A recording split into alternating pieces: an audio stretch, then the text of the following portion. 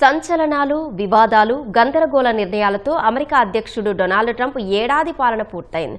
America first నినాదంతో అధికారంలోకి వచ్చిన ట్రంప్ దేశాన్ని ఓ గాడిన పెడతారని భావించారు. అంతర్జాతీయంగా పెద్దన్న పాత్రను సమర్థంగా పోషిస్తారని అంచనాలు వేశారు. కానీ సంవత్సరం గడిచేలోపే సీన్ రివర్స్ అయింది. ట్రంప్ తీసుకున్న అనేక నిర్ణయాలు అమెరికాలోనే కాదు, ప్రపంచవ్యాప్తంగానూ గందరగోళానికి కారణమయ్యాయి. సరిగ్గా ఏడాది క్రితం 2025 జనవరి 20వ తేదీన రెండోసారి అమెరికా అధ్యక్షుడిగా ప్రమాణం చేశారు డొనాల్డ్ ట్రంప్. అప్పటి నుంచి ఎప్పుడు ఏ నిర్ణయం తీసుకుంటారో, ఎవరిని ఇబ్బందుల్లోకి నెడతారో తెలియదన్నట్లు వ్యవహరిస్తున్నారు. అధికారంలోకి రాగానే ట్రంప్ చేసిన మొదటి పని శరణార్థులపై కఠిన ఆంక్షలు విధించడం. అమెరికాలో వలసదారులు ఎక్కడున్నారో వెతికి మరీ సొంత దేశాలకు డిపోర్ట్ చేశారు. కనీసం మానవత్వం లేకుండా వలసదారుల చేతులకు సంకెళ్లు వేసి ఎలాంటి వసతులు లేని యుద్ధ విమానాల్లో తరలించారు. ఈ చర్యలను మానవ హక్కుల సంస్థలు తీవ్రంగా ఖండించాయి. అయినా ట్రంప్ ఏమాత్రం పట్టించుకోలేదు. అమెరికా భద్రతే ప్రాధాన్యమంటూ తన నిర్ణయాన్ని సమర్థించుకున్నారు. ఇక అమెరికన్ల ఉద్యోగాల్ని రక్షిస్తామంటూ H-1B వీసా నిబంధనలు కఠినతరం చేశారు. వీసా ఫీజులు భారీగా పెంచారు. అధిక వేతన ప్రమాణాలు, కఠిన అర్హతలు, తక్కువ అనుమతులతో ప్రపంచ దేశాలకు చెందిన వారి అమెరికా కలలను కల్లలు చేశారు. ట్రంప్ తీసుకున్న ఈ నిర్ణయం భారతీయ ఐటీ నిపుణులపైన తీవ్ర ప్రభావం చూపింది.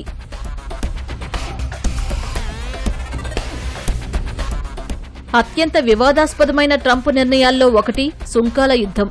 తనకు నచ్చని, తన మాట వినని దేశాలపై సుంకాల కొరడా ఝళిపించారు.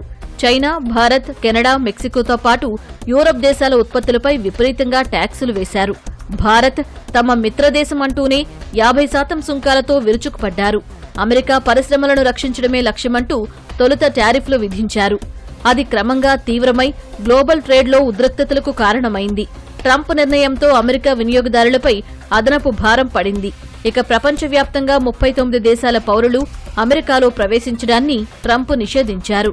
2025 నవంబర్లో ఒక ఆఫ్ఘాన్ పౌరుడు వాషింగ్టన్లో గన్ ఫైర్ చేయడమే ఈ నిర్ణయానికి కారణం. ట్రంప్ నిషేధిత జాబితాలో చాలా వరకు ముస్లిం దేశాలు, అందులోనూ ఆర్థికంగా వెనుకబడినవే ఎక్కువగా ఉన్నాయి. 2026 జనవరి 1 నుంచి ఈ నిర్ణయం అమల్లోకొచ్చింది.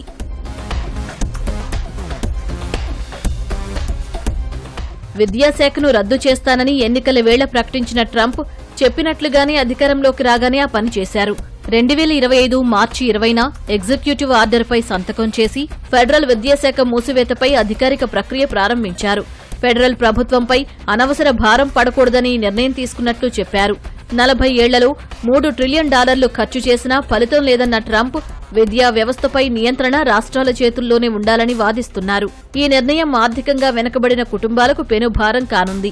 ఆరోగ్య శాఖను కూడా రద్దు చేయాలని అమెరికా అధ్యక్షుడు నిశ్చయించారు. ఈ మేరకు ఇప్పటికే ఓ ప్రతిపాదన చేశారు. విద్యారంగంలాగే ఆరోగ్య రంగాన్ని రాష్ట్రాలకే అప్పగించాలని, ఫెడరల్ స్థాయిలో ప్రత్యేక శాఖ అవసరం లేదని అంటున్నారు. ఇది ఇంకా ప్రతిపాదన దశలోనే ఉంది. ప్రస్తుతానికి ఆరోగ్య శాఖకు నిధులు తగ్గించే ప్రయత్నాలు కొనసాగిస్తున్నారు. ఒబామా కేర్ రద్దు ప్రయత్నాలతో పాటు ఆరోగ్య శాఖను పునర్వ్యవస్థీకరించాలనే ప్రణాళిక మాత్రం త్వరలోనే అమలయ్యే అవకాశముంది.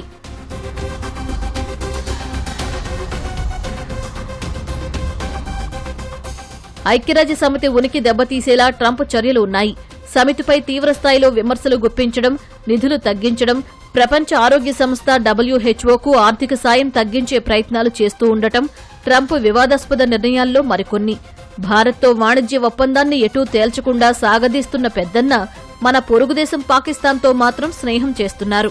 పహల్గాం దాడితో పర్యాటకుల్ని బలి తీసుకున్న పాకిస్తాన్పై భారత్ ఆపరేషన్ సింధూర్ చేపడితే అది యుద్ధంగా మారకుండా తానే ఆపానంటూ కొన్ని నెలలుగా ప్రకటనలు గుప్పిస్తూనే ఉన్నారు. ఇజ్రాయెల్ గాజా మధ్య సంధి కుదిర్చిన ట్రంప్ రష్యా ఉక్రెయిన్ యుద్ధాన్ని ఆపడంలో మాత్రం సఫలం కాలేకపోయారు.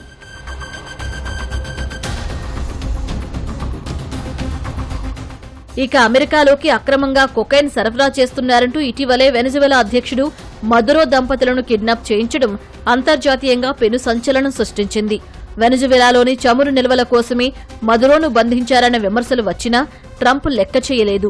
అక్కడి చమురు వ్యాపారంలోకి అమెరికా కంపెనీలను అనుమతించాలని మదురో తర్వాత అధ్యక్ష బాధ్యతలు చేపట్టిన రోడ్రిగ్స్కు అల్టిమేటం జారీ చేశారు. ఇక ఎప్పటి నుంచో నోబెల్ శాంతి బహుమతి కోసం ట్రంప్ కలలుగంటున్నారు. అయినా ఆయన ఆశలు నెరవేరలేదు. ట్రంప్ మనసెరిగిన వెనిజువేలా ప్రతిపక్ష నేత మరియా కొరీనా మచాడో తనకు దక్కిన పురస్కారాన్ని ఆయనకు అందించారు. వెనిజువేలాలో శాంతి నెలకొల్పేందుకు ట్రంప్ చేస్తున్న ప్రయత్నాలను స్వాగతిస్తూ నోబెల్ మెడల్ను ఆయనకు అంకితమిచ్చినట్లు మచాడో చెప్పుకొచ్చారు. అణుబాంబుల తయారీకి సిద్ధమవుతోందంటూ గతంలో ఇరాన్పై దాడులు చేయించారు ట్రంప్. ధరల మంటను నిరసిస్తూ ఇటీవల రోడ్డెక్కిన ఇరాన్ ఆందోళనకారులను రచ్చగొట్టారనే అపప్రద మూటగట్టుకున్నారు. ఒకానొక దశలో ఇరాన్పై దాడికి ప్లాన్ చేశారు. అయితే చివరి క్షణంలో వెనక్కి తగ్గారు.